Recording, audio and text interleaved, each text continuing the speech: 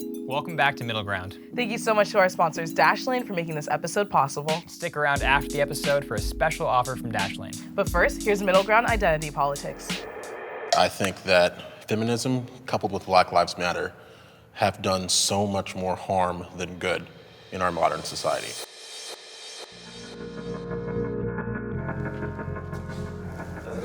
I'm good. How about yourself? Not bad. Good. Hi. Say who you are, how old you are, and what you do for a living. You want me to identify myself?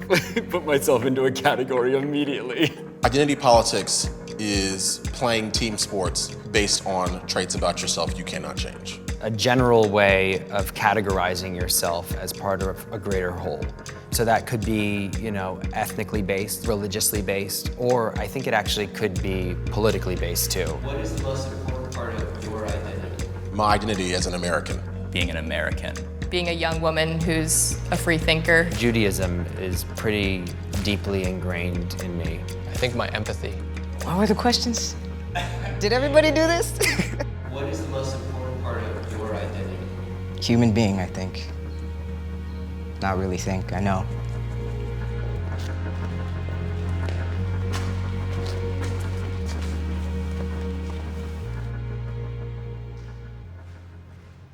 Hi, my name is Xavier Bryan. I am 31 years old. I teach yoga, and I'm studying to get my holistic nutritionist license. Hey, I'm Jesse. I'm turning 32 next week, and I'm a filmmaker. Hi, everyone. I'm Natalie. I'm 20 years old, and I'm a business student at USC. Howdy, my name's Damani. I'm from San Antonio, Texas. I am a salesman and a YouTuber right now. My name's Dan. I'm 30.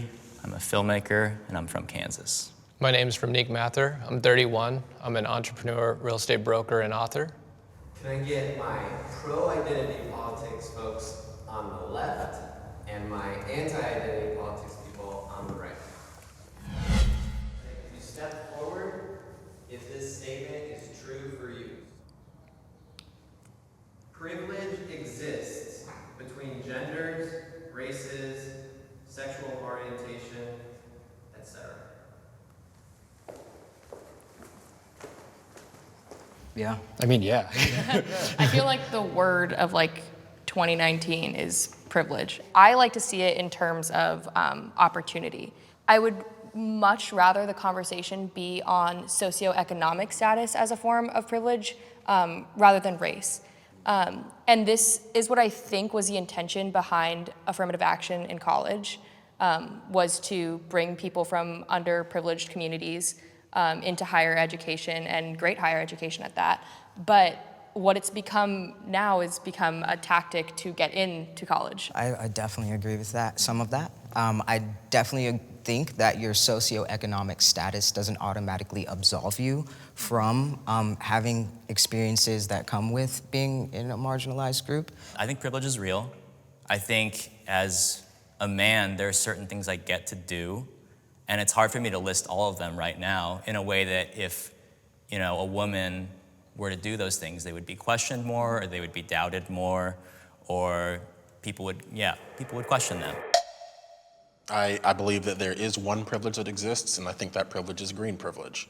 So when I think about these things where I like to say, oh, well, you are an Asian American or whatever, you have certain privileges or things that I don't have, I think what that does, it forces us to inherently say that because this person is privileged, then I am by default automatically underprivileged. And it always allows you to say, oh, well, this person, he has a fancy car or whatever, this person has a fancy vehicle or whatever, I can't get that because that person is a white person and I'm a black person, or that person is, a high-ranking executive and it's a male versus a female. Look at Barack Obama, prime example. You could argue, oh, well, he was a person of color, therefore he didn't have the same privileges or whatever.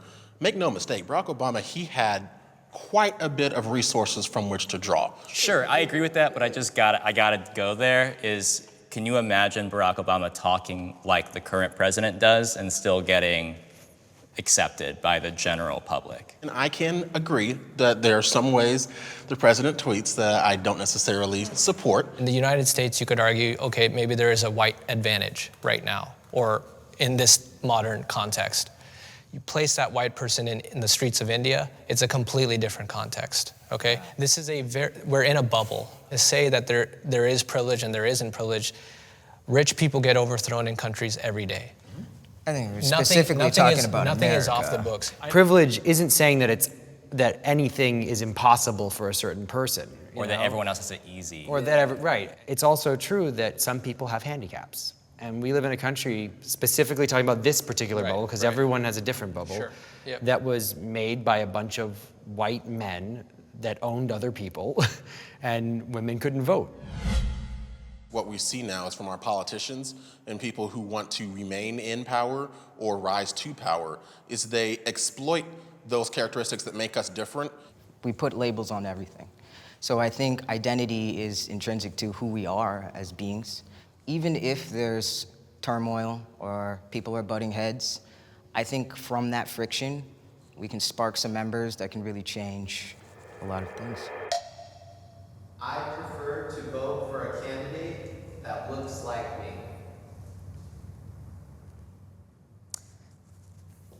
I don't believe that I'm going to just vote for someone because they're black or because they're male or because of anything that they have in common with me. I don't think that would be the only reason. It would play a part in why I would vote for that person because of the experiential wisdom they would have behind certain social issues that I experience as well. To assume that by virtue of someone's skin color or nationality that they automatically must know what it feels like to be me. No, you don't. Like, no one knows what it feels like to be me but me. I agree with that. Also, I think when you have certain struggles, like say you grew up poor and hungry, we would be fighting for that guy to win, right? Because it's a sense of coming from the dirt and rising up. That's the American dream, really. So when we're talking about someone who's brown or someone who's female, or someone who is black or whatever, I think it's the compassion and the empathy that they have from coming from that struggle. So that's really what I want for a leader. All humans divide themselves up into groups naturally, and it's up to us to be able to channel that responsibly. There's a lot of problems in the discourse right now, but I think we're having conversations now that need to be had and need to be reckoned with. Movements like feminism and Black Lives Matter have created more unity than division.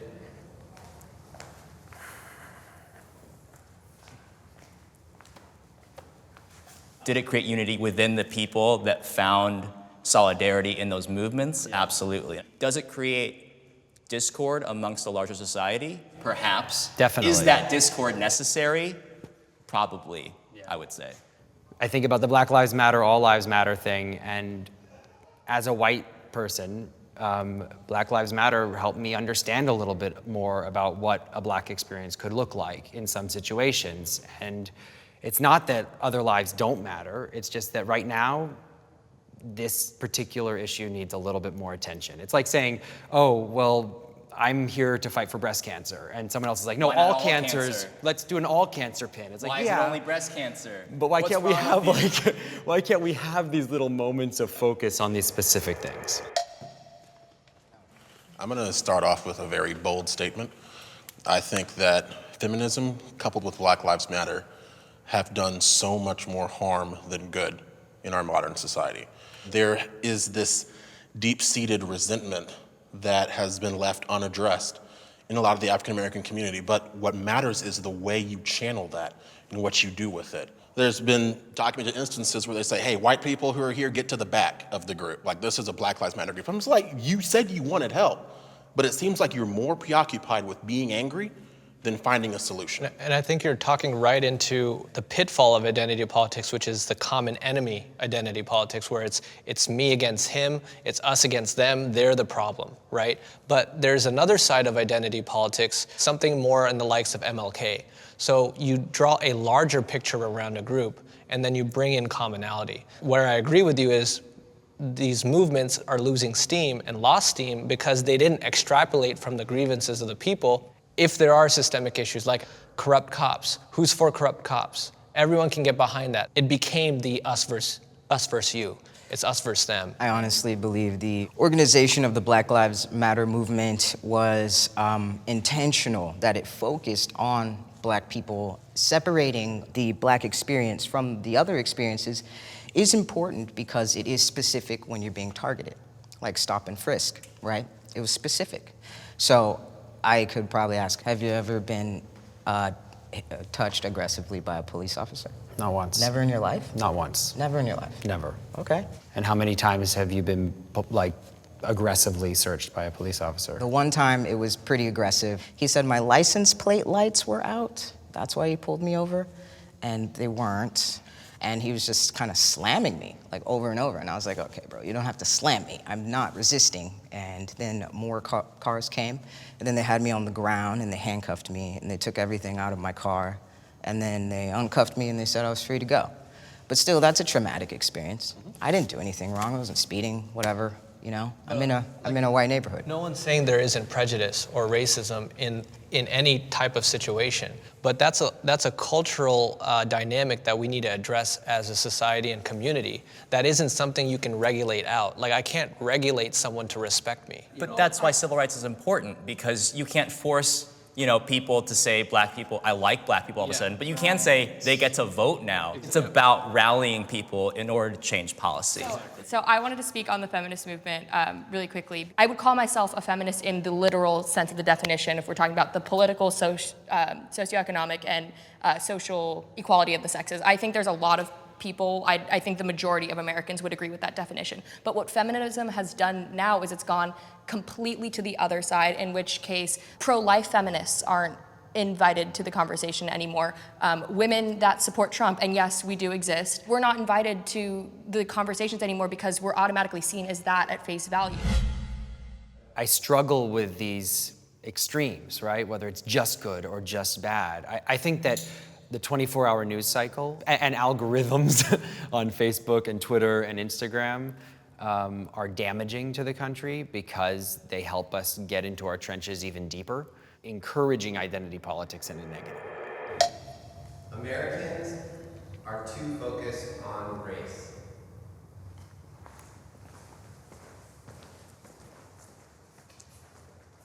We have people who would rather talk about, oh, this is what your race is, and this is almost what your prescribed set of values, this is what your thought process should look like.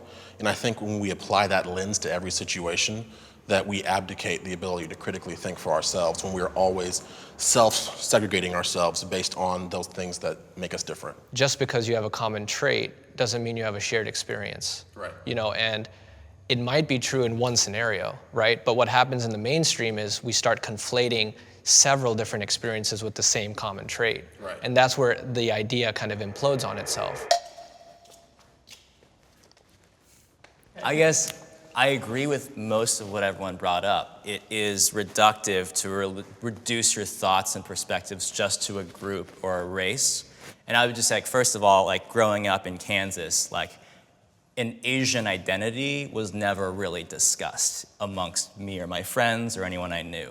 It wasn't until I became an adult, moved somewhere like Los Angeles where people are interested in having a discussion, that I started to see what that was like, what that experience was like. And not saying if a candidate is Asian, I automatically agree with them, but there are certain things that people treat me as that people wouldn't treat you as, wouldn't treat you as. And it's helpful for me to realize those things without saying that I'm totally identified by that. And furthermore, I feel like we need more discussion because, look at things like the college admissions thing. People are saying that there's too many Asians in college, and they're actually pitting Asians against black people for a lot of these slots. It materially affects people's lives to have these discussions, so I think it's valuable. So you can't say, oh, well, we need to see X amount of this race in college because that's fair. That isn't fair. What's fair is anyone that wants to be here can try to be here. But race has been used to exclude people from institutions as well. And I definitely agree that entering into college, now that we've lifted those bans on who can go and enter into these institutions, I definitely agree that there should be a framework where race isn't involved. I think identity politics are, like a lot of things, it can be misused, but we have to understand what the caveats are and the limitations. And in that framework, I think identity politics is very useful. It's reasonable to expect others to learn new gender pronouns.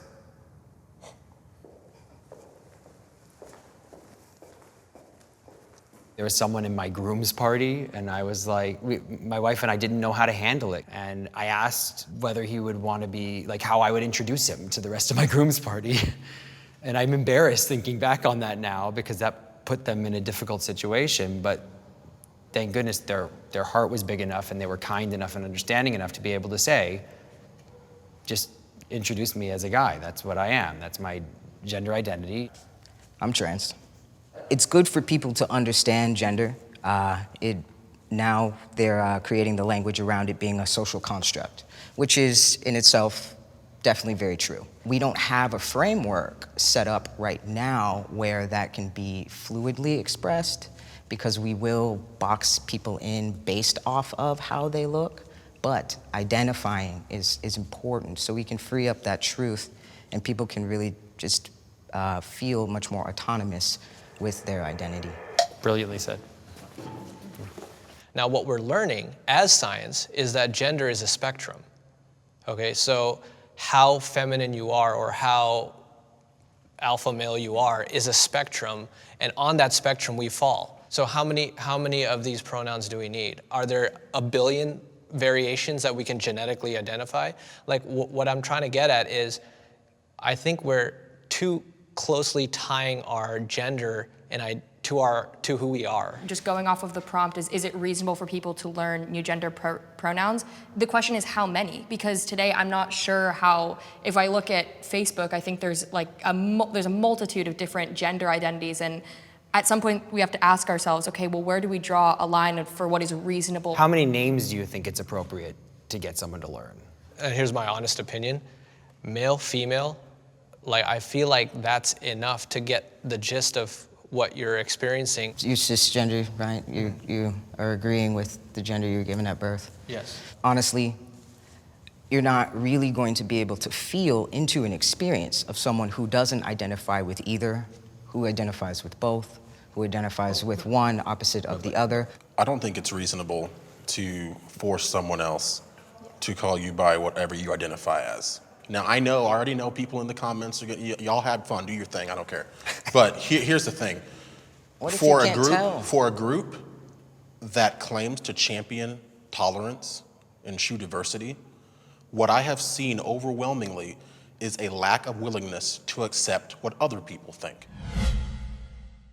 People's identities are highly emotional. It's an emotional point. Every time you tell somebody your ethnicity or your racial breakdown, it is going to spark some sort of feeling, whether that's negative or positive. And I think identity politics preys on the negative feelings we feel about ourselves and how we're viewed in the world. I believe it's possible to live in a society where race, gender, and sexual orientation are not a factor. This is a tricky one because, like, do I think it's possible anytime in the near future or that we're anywhere close to it right now? Probably not. But is it something that I would like to live into and that I think we could all move towards? Yeah. Well, I would say it's possible because they're only going to remain fixtures of debate as long as we allow them to. If we can actually find a way to stop making that the cornerstone of every ideological dispute, I think we can get there. But we divide ourselves into groups, whether it's how we look, whether it's our gender, whether it's how much money we make. I feel like as long as we're human, we're always gonna do that. And so I always feel like it's going to be a factor. What kind of factor that is, whether there's a hierarchy to things, and those hierarchies interact in complicated ways, so it's not always clear cut. I think that's something we can fix and make better. But I think we're always going to have differences. It's just a fact. Well, yeah, to your point, I mean, humans innately, we always have to have this superiority complex almost. So I get your point on that. I do. I think it'll always be a factor, but how we act with each other, how we respond to each other is a completely different story. And it doesn't have to be mutually exclusive ideas. There's this contradiction between diversity and inclusion that keeps coming up. Like, what's wrong if we're different? It's okay. What's wrong if we're the same? It's okay. I like that.